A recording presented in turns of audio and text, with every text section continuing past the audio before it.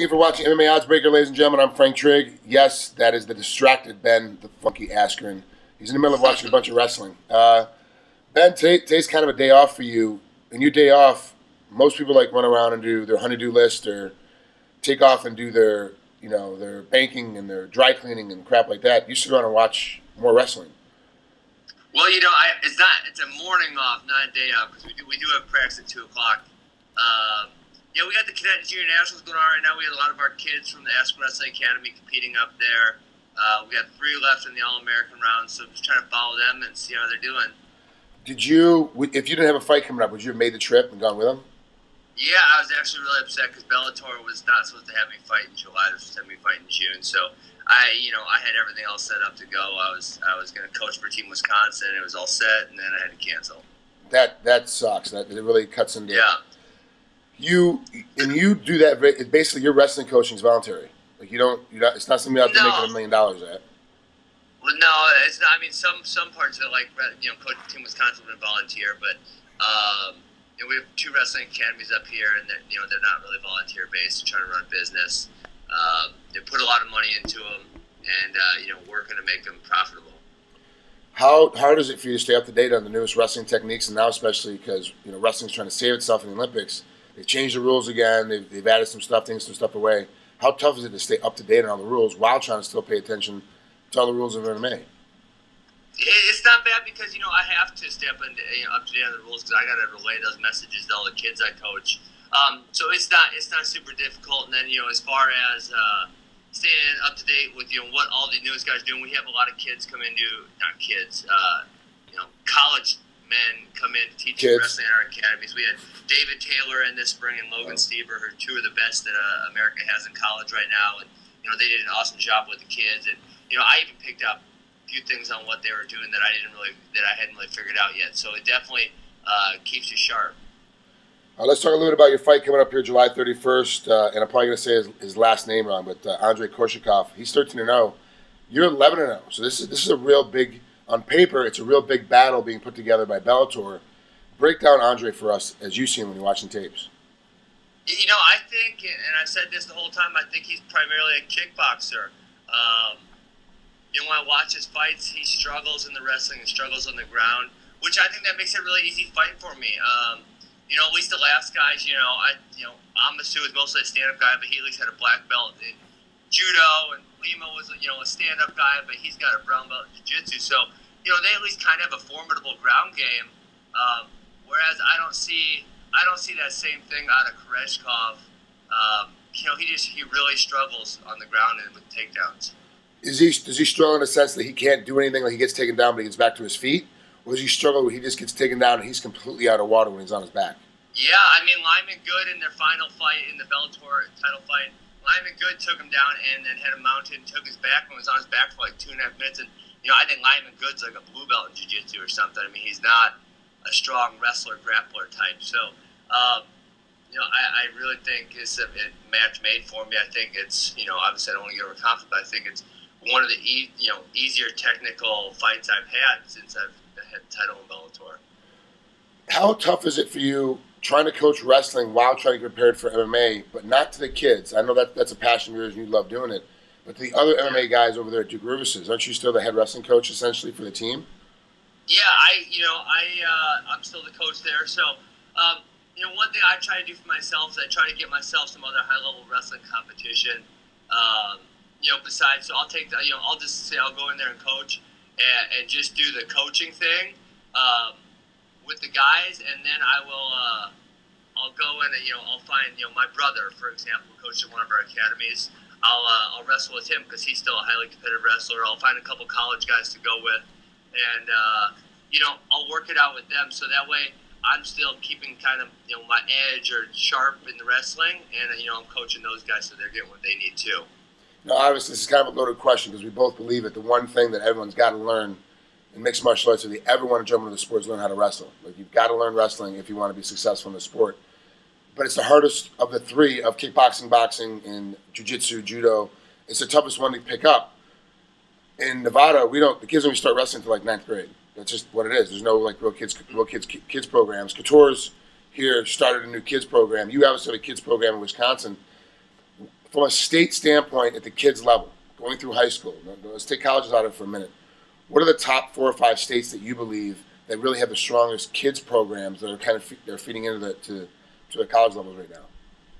Yeah, Wisconsin does have, they're strong at the kids level. I wouldn't say they're one of the top 4 or 5. I think when you're thinking youth and high school, obviously Pennsylvania, you always think of them as number 1.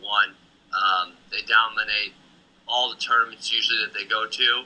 And then after that, I think you got California's always strong. They don't necessarily have the success in college that the PA kids do. And then, after that, I think it's really a toss-up between a lot of states, New Jersey, New York, Ohio, those just, historically powerful wrestling states. Yeah. Illinois is another state that's really coming up. They got a lot of wrestling academies. They've been winning everything lately on the freestyle and Greco scene. The last 2 I was going to throw on your list was Illinois and Iowa were the only 2 that I kind of throw in and out of there depending on what's going on. Yeah, and Iowa goes up and down. Obviously, they have the college program, so they're always strong there. But so they've had some weaker years, and then obviously they've had some really strong years on the high school division. But it's still been that kind of that East Coast mentality, and always kind of been that kind of grappling, kind of rolling kind of game that's really been the emphasis in wrestling for a long time. Even your style in college was even more. I consider it more of an East Coast style because that's kind of the way that we looked at to wrestle when we were coming up. And of course I'm 100 generations older than you. Do you really try to keep that kind of technical basis because you're a super technical wrestler when you're teaching your kids and when you're fighting in MMA? Do you really try to keep it as technical as you possibly can for wrestling, or sometimes do you have to just throw it out? Yes and no. Obviously with the kids you can't get super technical. Now we're getting to the point where we're about 2 years, 3 months into having our first academy, and we're getting to the point where a lot of the kids are understanding the basics, and then we can really get, go to a higher level with them. But when we started out, we had all kinds of different kids, and they have all different knowledge bases, so it's hard to go to a higher level. And then with the MMA guys, definitely not, because they had literally zero wrestling, most of them, when I came here. Never wrestled before in their life. Maybe did a little bit with MMA, but almost nothing. And MMA wrestling and wrestling are they're 2 worlds apart. So we just really try to go over the stuff that they need, and for the most part, a lot of them are kickboxers, so they want the fight to be on their feet. So I pretty much work defense with them. How to stay off bottom, how to get up if you end up on bottom, how to work off the cage if someone's trying to hold against the cage. That kind of stuff is what we really work on a lot. All right, last 2 questions before I let you out of here. Johnny Hendricks and GSP are going to fight here later this year. Who do you think wins that fight? It's hard to bet against GSP, obviously, because he's been so successful for so long. I've said that I think this is going to be his toughest fight. I think Hendricks is going to come out strong. Hopefully Hendricks isn't totally ignoring the wrestling. He's at least staying sharp because he has, it's been 6 years now since he graduated college. So obviously if he hasn't been doing anything, he's going to have gotten rusty. And St. Pierre's knee pick and double leg, they are formidable. So you got to respect him. And, if Johnny's staying on point in his wrestling, GSP's going to have nothing for him in the wrestling department. So I think Johnny's going to give him a run for his money, but I think, what I saw in the Condit fight was that he got really tired in the second and third, and after that. So I think the 5-round fight, GSP takes it. You and GSP, if that fight would ever happen, what would go on? How would it match up? I think I match up super well with GSP just because, like I said, he's not nearly as aggressive as a striker as he used to be. In his earlier days, he was super aggressive and he was really good at it. And now, he pretty much just throws a jab and looks for a takedown.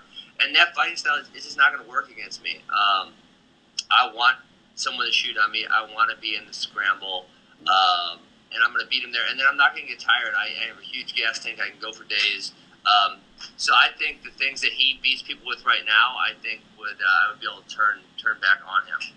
All right, Ben, thanks for coming on here with MMA Oddsbreaker. Enjoy the rest of your morning off watching Cadet Wrestling. Good luck to all your kids. Sure.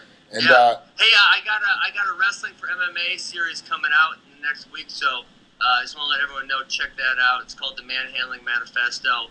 It's all about how I do what I do in the cage. And I think it's going to be the most well-rounded Wrestling for MMA DVD series that's came out yet. It comes out next week?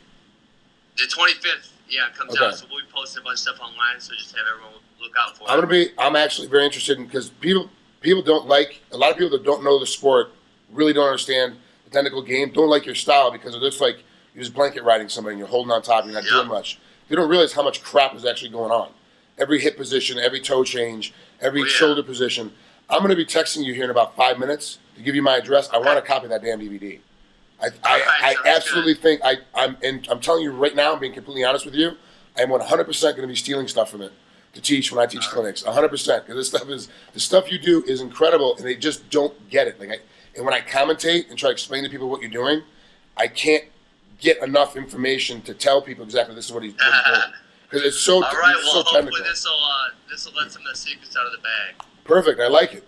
Thanks, good luck with that, and hopefully it'll be a hit. And believe me, ladies and gentlemen at home, you need to buy this DVD. What Ben does, if you don't understand wrestling, it is one of the most technical things you'll ever see in a match from anybody.